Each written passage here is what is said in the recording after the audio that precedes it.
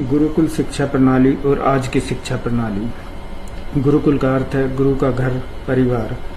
गुरुकुल एक ऐसा स्थान है जहाँ गुरु और शिष्य एक परिवार की तरह साथ रहते हैं, जहाँ शिष्य निश्चित काल के लिए गुरु के परिवार का हिस्सा बनकर रहते हैं, जहाँ वेद, संस्कृत, ललित कलाएं, प्रशासन तथा अन्य विषयों और शिष्टाचार का ज्ञान प्राप्त करने आते हैं।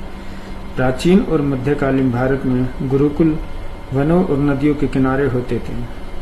वैदिक जीवन के 4 आश्रमों के अनुसार व्यक्ति को अपने जीवन के पहले 25 वर्ष ब्रह्मचर्य अर्थात अविवाहित छात्र के रूप में व्यतीत करते हुए अलग अलग विषयों की शिक्षा प्राप्त करनी चाहिए, ताकि वे समाज की सेवा कर सकें और अपने मोक्ष का मार्ग प्रशस्त कर सकें। गुरुकुल में प्रवेश की प्रक्रिया आसान नहीं होती थी।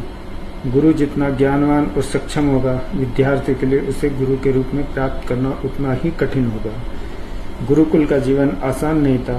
गुरु अपने शिष्यों को कठिन तप का अभ्यास कराते थे, ताकि उनका शरीर जीवन की कठिनाइयों का सामना करने में सक्षम बन सके और उन्हें कठिन परिश्रम, उत्साह, निस्वार्थ सेवाएं और अच्छे गुणों का विकास हो सके। गुरु की सेवा करना, जैसे नदी से जल लाना, मवेशियों की देखभाल करना, अनुष्ठानों के लिए जंगल में लकड़ी इकट्ठा करना, इसके अतिरिक्त शिष्यों का ध्यान योग, अन्य प्रकार की परंपराओं का अभ्यास कराया जाता था, ताकि वे अपने मन और इंद्रियों पर नियंत्रण प्राप्त कर सकें।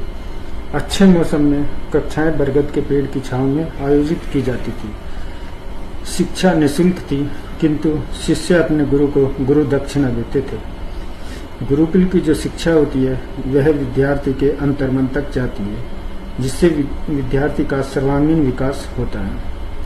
आज की जो शिक्षा प्रणाली है उसमें हमें जो शिक्षा दी जाती है वो व्यक्ति को स्वार्थी और आकांक्षी बनाती है। आज की शिक्षा प्रणाली मन को जानने, आत्मा को जानने, निस्वार्थ भाव से कार्य सेवा करना, संस्कारों की तरफ कोई मार्ग नहीं दिखाया जाता। आज की शिक्षा प्रणाली से प्रकृति को कैसे दोहन करना है, नए नए आविष्कार करना सिखाते हैं, जिसके द्वारा प्रकृति का दोहन होता है और पर्यावरण को, जल को दूषित करता है। अपने विकास के लिए प्रकृति के नुकसान पहुंचाना, यही आज की शिक्षा है।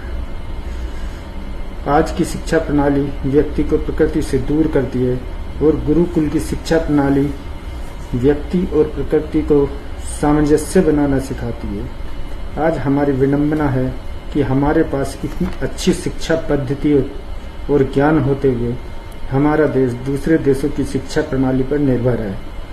आज जिन देशों की शिक्षा प्रणाली हम ले रहे हैं, उन देशों ने हमारे वेदों, ग्रंथों, उपनिषदों से शिक्षा प्राप्त की थी और आज वे ही हमारी वेदों और ग्रंथों या उपनिषदों द्वारा ली गई शिक्षा को मॉडिफाइड करके हमें ही दे रहे हैं।